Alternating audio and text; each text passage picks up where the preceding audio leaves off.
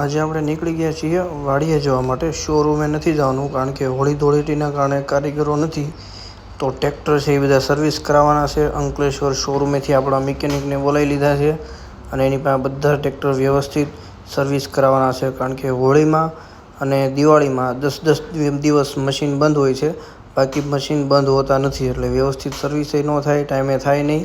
એટલે અત્યારે બધા જ ટ્રેક્ટર છે એ વ્યવસ્થિત રિપેરિંગ જે કાંઈ હોય બધું પતાવી દેવાનું છે 2-3 દિવસમાં. પછી 10 તારીખથી પાછા બધા મશીન ચાલુ થઈ જાય તો દિવાળી સુધી.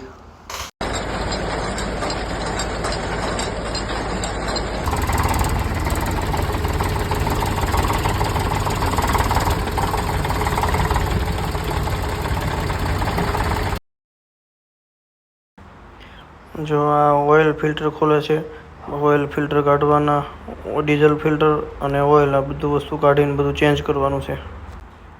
જો અહીંયા ઓઇલ નીકળે છે, ઓઇલ કાળું થઈ ગયું છે એટલે ઓઇલ બધાને ફરજિયાત બદલી જ નાખવાના છે.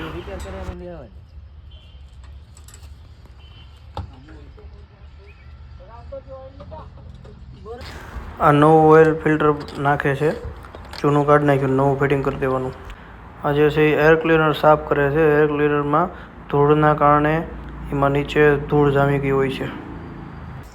આજે સાંજે 7 વાગ્યા સુધી આ બધું કામકાજ ચાલ્યું, પણ ટ્રેક્ટર બધા થઈ ગયા ઓકે.